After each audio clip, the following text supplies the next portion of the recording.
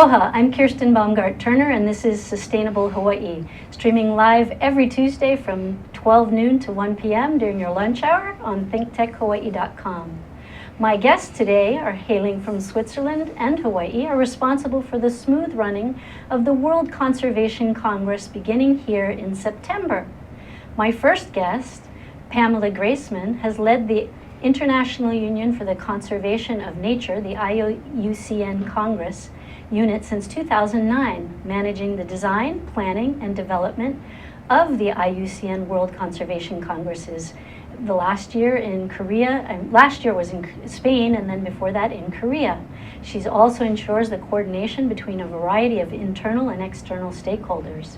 Pamela is instrumental in the development and implementation of the Congress's environmental accountability measures.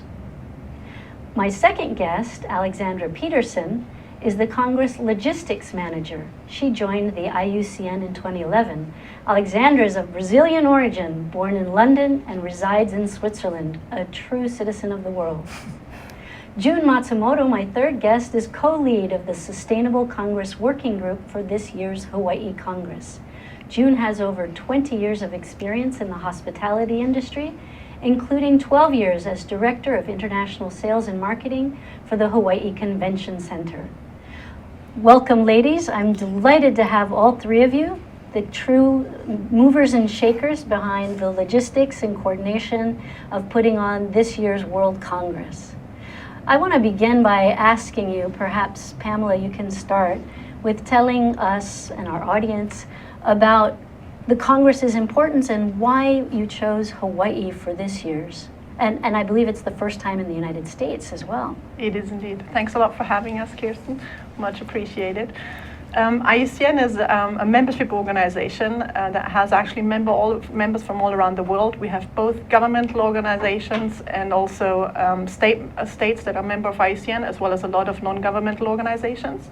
And all these members have come together in congresses since 1948, since IUCN was founded. And it tends to go around the world. They used to be every 2 to 3 years, and now we have the Congress happening every 4 years. And so this year's one will be in Hawaii, and we're very delighted that we've been invited by the state of Hawaii to have our Congress here. And I think there's many reasons why Hawaii was chosen. One is because islands are really at the forefront of what the world is facing in terms of conservation issues. So it's really good to actually show what the world is facing in terms of climate change risks, because islands are really the ones that experience that at the first. Then also, as you mentioned, it's the first time in the United States, and we think it's particularly important that we have large economies who really have the biggest chance of addressing the issues that we're all facing. So it's really good to have it here, and it's also coincides nicely with the 100th anniversary of the IUCN, of the National Park Services in the US, so that's also really nice. And then also there was a competitive process that IUCN actually carried out in selecting the destination, and Hawaii really proved that it has strong assets, both in terms of the convention center that you have here, as well as what is really important to us is the grassroots movement that was behind this, that there was a really strong interest of the local community to have the Congress here, which is really something that is very important to us. Pamela, I'm very excited that the Congress is going to be here, and I'm excited that we have June as a leading role, because she was involved since 2009 in trying to get the Congress here.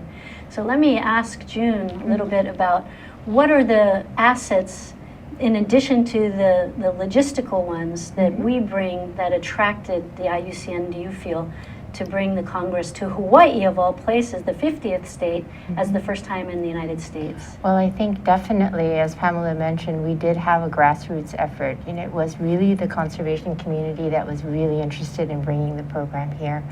Spearheaded by folks like Chipper Wichman from the National Tropical Botanical Gardens, and certainly having the support of both the state and institutions like the Office of Hawaiian Affairs and University of Hawaii, the East-West Center.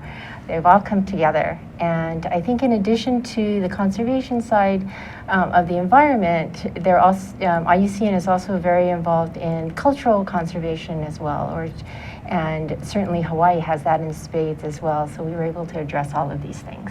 And we know also that Hawaii Green Growth played a pivotal role, and you and I have both sat on the working group there. I think the Aloha Plus Challenge was a very key element in Hawaii's representation to the world of our very aggressive, ambitious goals. Probably the 100% renewable energy by 2040 or 45 is a really important element. What are some of the logistical things, Alexandra, that attracted you to Hawaii for being able to put on this Congress that has how many people anticipated coming? We are currently anticipating between 6,000 and 8,000 people, but that's only like people attending, because of course it has this multipliers effect, meaning like people will bring back messages to their communities, and of course this is also something we should take into consideration when looking at numbers, right? So it could be much more than this.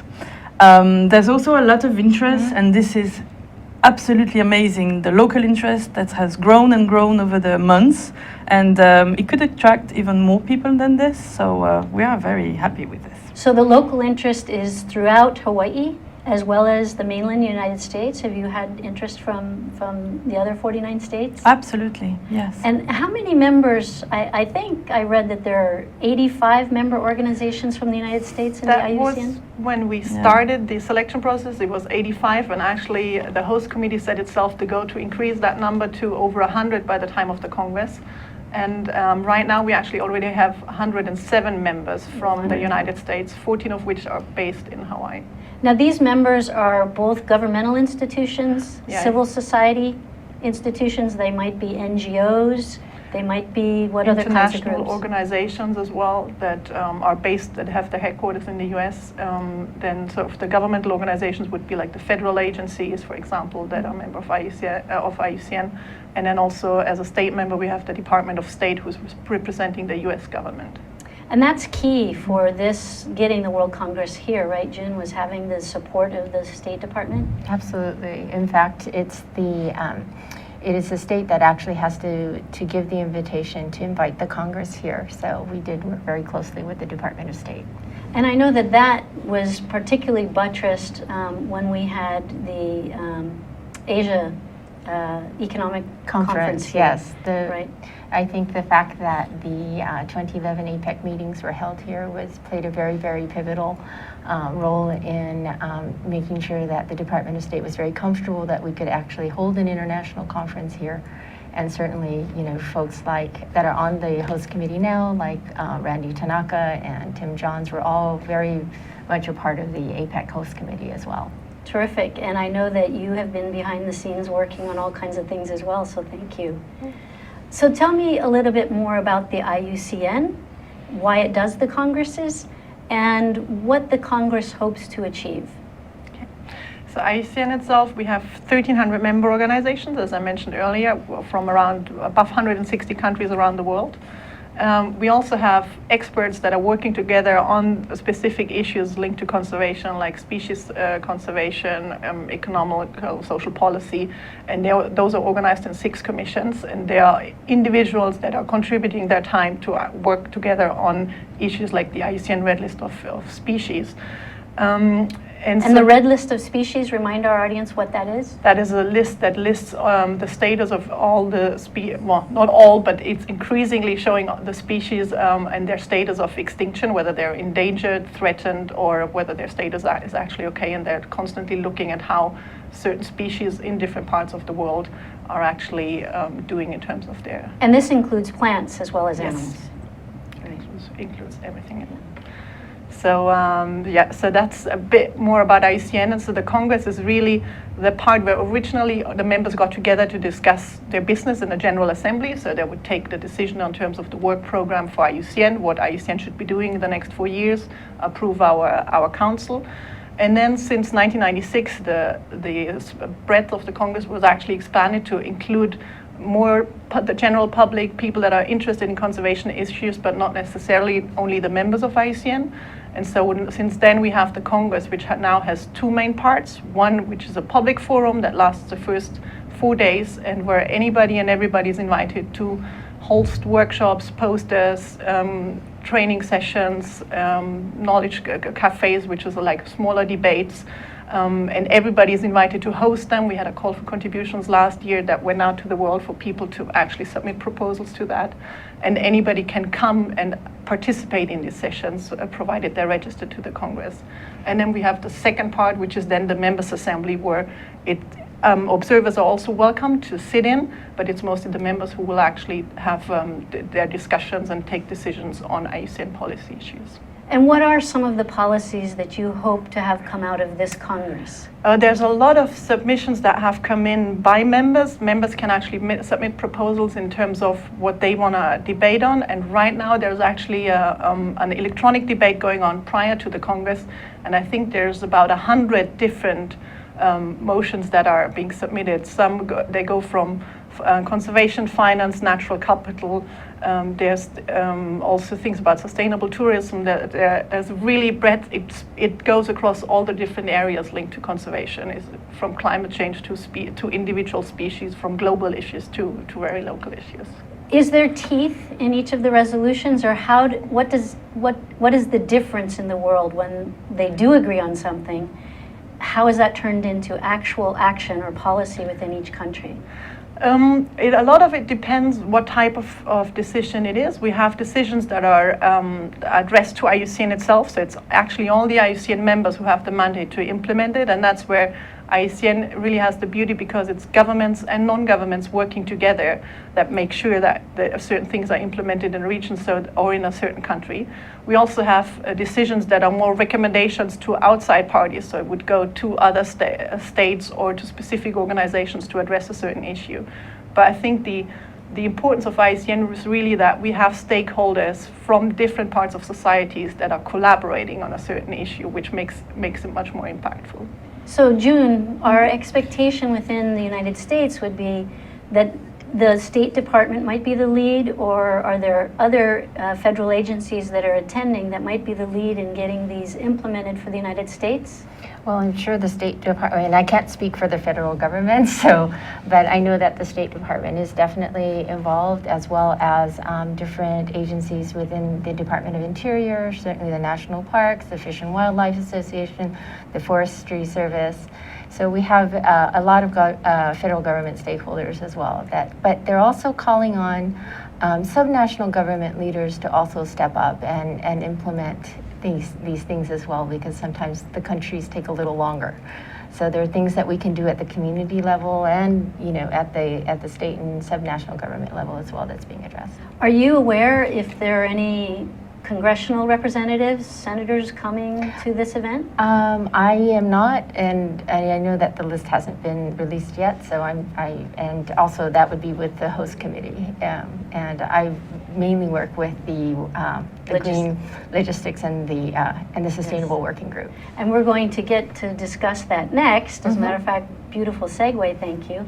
One of the concerns has been whether or not this large gathering and any other large gatherings in Hawaii can be pulled off sustainably. We all know that when we travel, we have a huge footprint on the environment, particularly carbon emissions from travel, but also there are the impacts on hotel stays.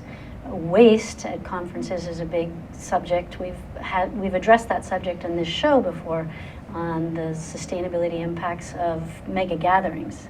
So maybe you're the right person, Alexandra, to tell us a little more about the logistics of making this a sustainable conference.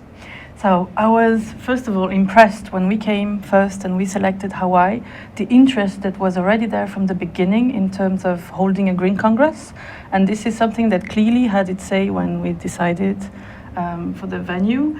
And I'm speaking about the venue because it's a major aspect of it. The Congress, the Convention Center itself has a lot of measures already implemented, and we are sort of working on top of this to develop other measures. And we are aiming for a Congress neutral event. So a net zero carbon impact? neutral event. Yes, which would be mitigating the travel emissions on the ground and travel, which we expect to be probably the largest. And then it's also the logistics, local logistics on site. What are some of the specifics, particularly with regard to the on the ground transportation that you might be implementing? Well, we are actually not. We're not going to have shuttle services. People will have to walk to the convention center or use public available transportation. So they might be issued bus passes for the Congress? Yeah, we are looking currently at options, but encouraging walking, because we think also that it's an amazing setting and it's a nice way to start the day. It's not a long walk. All the official hotels are within half an hour walk, so we think it's a good way. That's wonderful. encourage We'll this, have to yeah. order up some cool weather for everyone. during Yes, that we'll week. do that. Of course, it is September. It should, well, should be. not yet, quite cooling off. Right? What are some of the other specific logistics issues that, for example, in the meal time, we constantly contend with disposable containers and non-biodegradable containers, plastic bottles, for instance. What are we doing about that? We're actually trying to do a lot, which means that we are trying to have a plastic-free Congress. Terrific. Yes, which means, of course, single-use plastic will be banned. We are not allowing it on site. Hallelujah.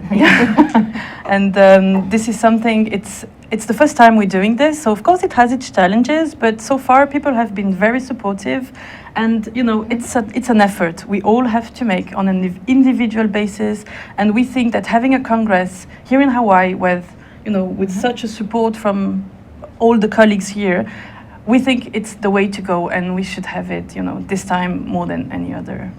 That's fabulous. June, what are some of the other things you're working on to make it more sustainable? Well, let's see. One of the things that got us really kick-started and starting with the sustainability group was to try and see if we could get as many hotels certified to be having green practices as possible.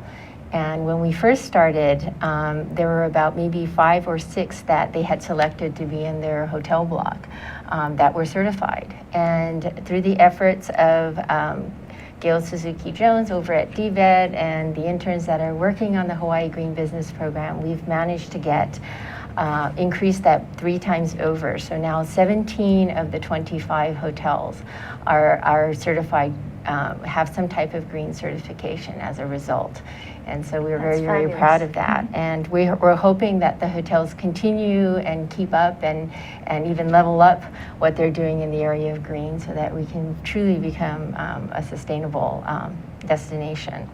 The other areas that we're working on is we're trying to implement a few pilot programs as well. So 2 specific ones. One is with waste disposal, particularly food waste, and also in the transportation areas. And since people have to walk, we wanted to see if we can provide them some options in addition to just walking and public transportation. So we're working on that. What are some of the waste disposal practices that you're going to be employing? Well, I know that we're going to, and I don't have all of the final details yet, but I know that we will have volunteers that are working to make sure that all of the waste is separated and in separate containers so that we're able to utilize every bit of it that we can. One of the things that Jennifer Milholland had mentioned to me was at Styrophobia had mentioned, she's been working very, very closely with the convention center on this, had said, we want to stop looking at waste as trash. It's really not. It's more of a resource that can be reused. And so I think that type of thinking is what we're trying to promote. One of the things that I've shown on the show in the past were the phenomenal waste receptacles, particularly in Portland, Oregon. We know Seattle and other cities have a really terrific marketing for waste collection, but also the receptacles themselves just make it very easy. How might this Congress help propel that movement in Hawaii? This building is an example. There are no receptacles in the lobby area. Are buildings stepping up? Are the hotels stepping up? Is this going to push that agenda? Well, we certainly hope so, that people become more aware, and I know that the discussions are happening now. So to see how we might be able to do that with receptacles, also with signage, and just getting people more aware. I would think that the Congress, just from the descriptions you three have been giving, is going to actually stimulate growth in Hawaii, particularly in green businesses. So I would challenge our audience to step up to the plate, look at the business opportunities that are here for you, having the thousands of people that are going to be attending the World Conservation Congress, and get those innovations in and get them to June and to Alexandra and Pamela. I think we're going to show on the screen the IUCN website. Is there a local website as well that they should be aware of? Actually, the Hawaii information is housed as part of the Congress website, so all they have to do is click on Hawaii. Great, thank you, and thank you for putting that up, Zuri, for our screen. Zuri is always working hard behind the scenes producing this show. Let me get back to you, Alexandra. What are some of the outcomes of past Congresses for sustainable practices for putting on the Congress, and how have they translated over to Hawaii? As I was part only of the Korean Congress, which was the last one we had a couple of measures implemented, but of course it is inherent to the place, right? So we have had a Congress neutral, carbon neutral Congress last time, which is good, and we're hoping to have the same this time. We had a couple of other things, but of course, I mean, it was very challenging in terms of logistics on site. So, yeah, I think one of the things that we have done for Korea and for the Congress in Spain as well was to produce actually a very practical guide for our participants, telling them specific to this location what they can do in an easy way, so they have easy measures that they can take to contribute to these efforts. And the carbon mitigation is actually one of them. We invite all our participants that we have a carbon calculator as part of the registration process, where you calculate what's going to be your emissions linked to your travel, and then you can directly donate. We had a call last year for selecting a carbon mitigation project that money would go to. And so that's one of these things that we've been doing for a couple of years now. But a lot of the other measures are really specific to destinations as That's terrific. And when we come back, I want to talk more about how local folks can get a hold of that handbook and other things that are going to support them in their businesses. We'll be right back with Sustainable Hawaii. Hello, my name is Crystal Kwok, and I'm a newbie here in Hawaii from Hong Kong, and I really want you to get to know me. And if you're interested in some sensitive topics about women, things that provoke you to say, hey, I want to say something about that. The conversation about private parts, geez, I have so many things I want to share with you. I want things to put on the table that will incite you to think about what it is to be a woman, and just be there and tune in to who you are. So please join me. My show is on Tuesday mornings at 10 o'clock. Sometimes it's going to be sexual, sometimes it's going to be dirty fun, sometimes there are going to be some hardcore social issues that involve us. So I really think it's an important time nowadays to bring everything like that together, and I hope you come in and join me and to embrace this deep but fun and entertaining discussions about women. Welcome back to Sustainable Hawaii. We're talking about the World Conservation Congress coming up in the first week of September. And I have three of the people who are key to making sure this Congress goes off well. Pamela, you were, and Alexandra, you were both talking before the break about what Congresses in the past have done and how that's translating for practices here. One of the things is the handbook, which I hope will be on the website. Yes. That's terrific. So I hope our listeners will go on and find that and make sure that they're practicing those things already in Hawaii. One of the things you mentioned is local food. Mm-hmm.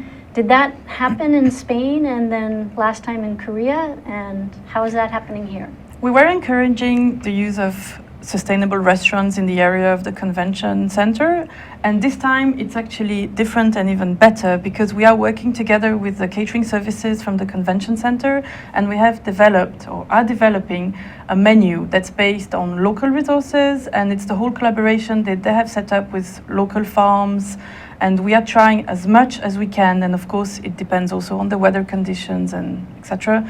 To develop a menu that's only local food, so sustainable and local. That's phenomenal.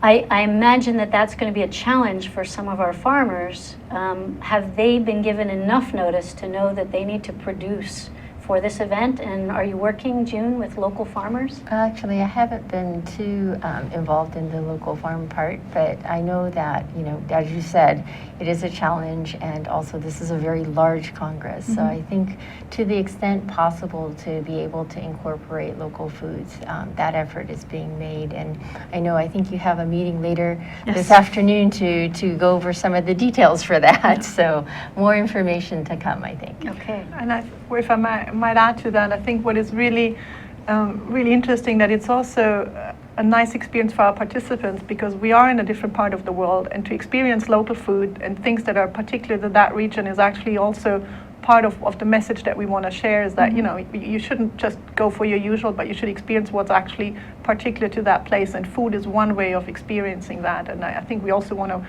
take that not only in order to minimize the footprint that the Congress has, but also to educate other participants and make sure that we do promote local staple food, local things that are grown here. So that's wonderful to hear, because that means the Congress is not only about its agenda for saving nature, but it's supporting our main asset for Hawaii tourism. And the other goal that's been really growing in Hawaii for the past 20 years, which is cultural tourism, and making sure that the world is beginning to embrace what Hawaii has to offer in terms of obviously the aloha spirit, which is well known, but also our native Hawaiian cultural wisdom and practices that are inherently sustainable. So that's a nice way to ask, what is the involvement with local groups in making sure that that happens? What are some of the organizations involved, June? Well, certainly we've had a great cross-section of organizations in Hawaii that are involved with the Sustainable Working Group. So everyone from state agencies like DBET, that's really taken the lead on helping us, you know, with the certifications and criteria, to, you know, the nonprofits like Kupu Hawaii, who's helping us with interns, and also you know, bringing other partners to the table to help us make this a more sustainable program, to Kokua Foundation, that have put on carbon neutral events that are giving us access to resources and information, to state departments like the Department of Health and the Department of Ag, that have also been at the table to help us, to industry associations like the Hotel Lodging and Tourism Association, that are greatly supporting us and helping to get the message out to all of their hotel and tourism members.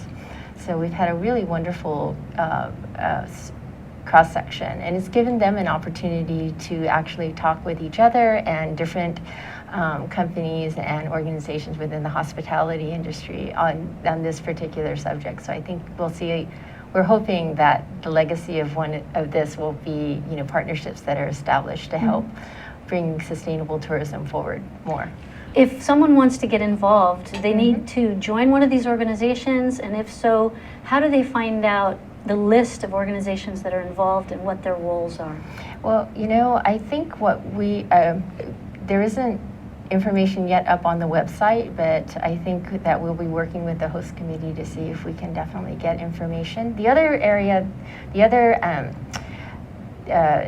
place that they will be able to find information is actually in the sustainability handbook that we've mentioned. We've actually created one for Hawaii. It's just getting finalized now, but we'll certainly have all of the contributing organizations listed there that's as well. terrific. And we hope, we know that the sustainable tourism, the sustainability handbook will actually be available for all visitors in the future to be able to download and use.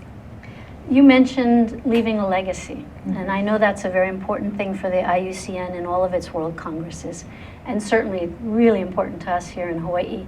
I know that the Hawaii Green Growth is working on those legacy projects. Can you talk at all, June, about what some of them might be? Well, I know that they have, and I'm sorry, I'm not as familiar with them as I should be, but I know that part of the focus is really to create actionable items on these things like waste reduction, clean energy, local foods, and things like this in order to and to use the Congress as an opportunity to bring together those that can help us, and to also highlight what Hawaii is doing.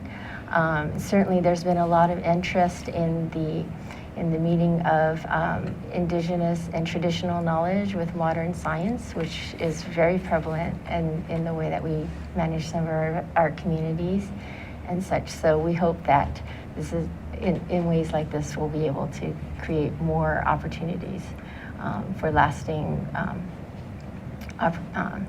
conservation efforts. Pamela, can you give us an idea of just one or two of the game changers that we hope to come out of this Congress that are really going to support COP21 and the Paris Agreement? Yeah, I think that's exactly that what the Congress wants to focus about, that we, with both the COP21 in terms of the agreement on climate change, but also the agreement on sustainable development that was made last September, the idea is really to focus this time on how are we putting this into action? How do we translate that into action on the ground, on the specific regions, in the specific countries? And that's also, again, bringing the practitioners together with the decision makers, with the governments, also with people from the private sector, and see how we can actually develop and move forward in terms of implementing these different areas. So we're running out of time in terms of what we need to solve in terms of environmental issues. So it really is to work towards that, to move things into action. So the hope is to actually put in place a roadmap for how to implement the changes that have been identified. Exactly. Absolutely. Well, I know that is a logistical nightmare for many countries, but for you, the logistics are here focused on the Congress. What are some of the pre and post logistical operations that you're focusing on, Alexandra, to make sure that the Congress goes off well? Well, like at the airport, for example, how are you handling bringing in all these people and getting them where they need to go? it's actually quite simple. That's not the most challenging. Okay. But we are communicating a lot and in advance. And of course, this is an audience that we are used to somehow, and they know our congresses. So they know that we will inform them well in advance, and they will know where to go. And actually, the whole setting is very easy, and this is why it is, for us, amazing. And the challenges are not always where we think they would be. So in terms of logistics, honestly, for me, it's a luxury. That's terrific. I think one of the things that Hawaii has going for it is that the tourism infrastructure is really solidly in place. So access from the airport, access from the hotels to the convention center is very, very easy.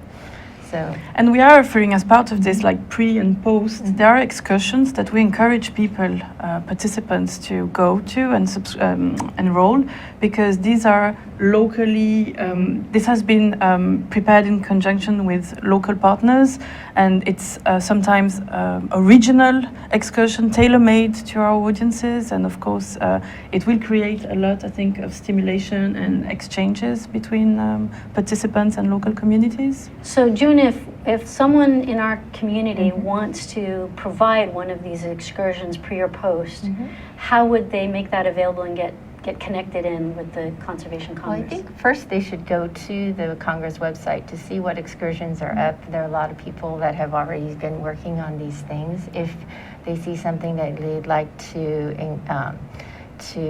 suggest, then certainly the host committee probably would be the best place to go, and I believe the contact information is there on the website. So it would be directly with the host committee? There's not a subcommittee of pre or post? No, actually that's being done by the planning committee itself. Yeah, the planning committee itself.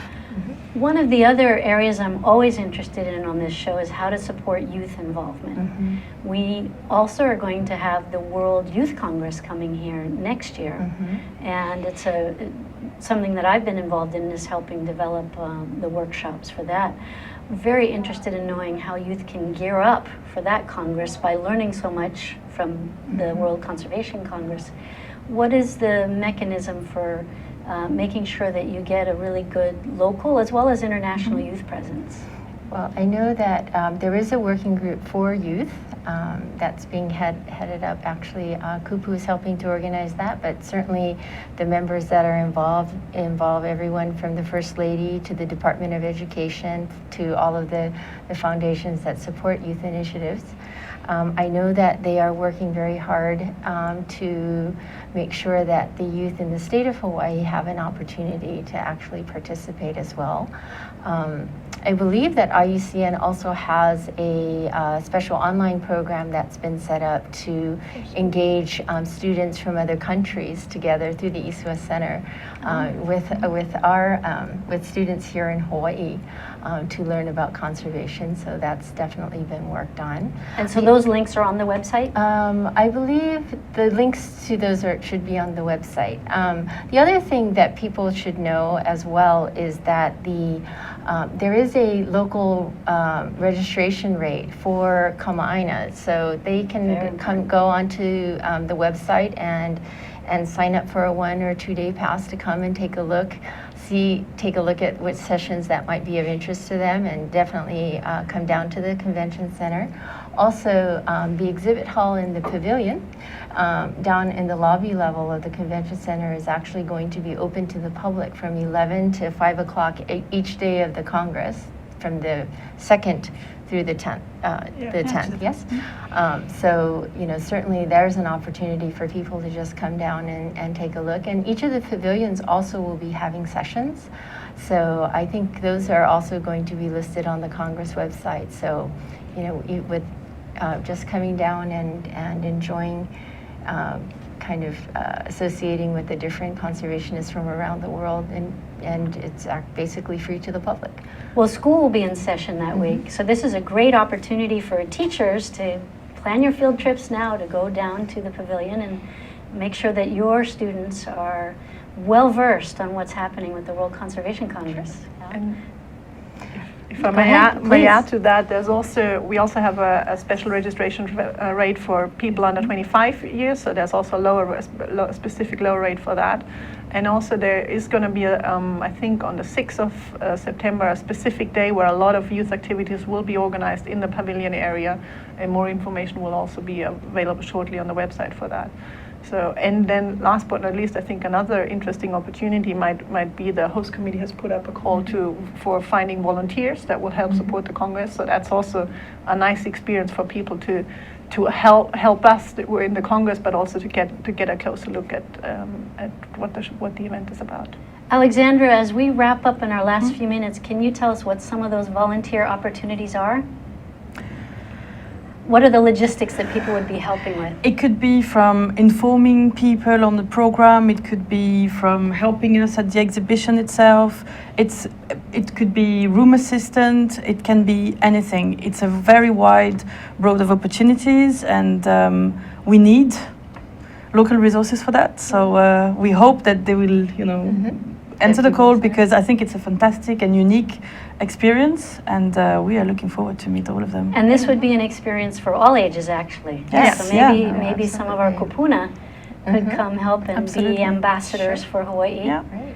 So it's a great opportunity for students to get your community service in there, and for all of us to be involved. June, as we close, would you look into our camera and just tell our audience what you would like them to do to support the World Conservation Congress? Well, definitely, please do go to our website, because I think a lot of different opportunities are listed there, and maybe some of the information that you see will stimulate you to think about other ways that you might be able to contribute.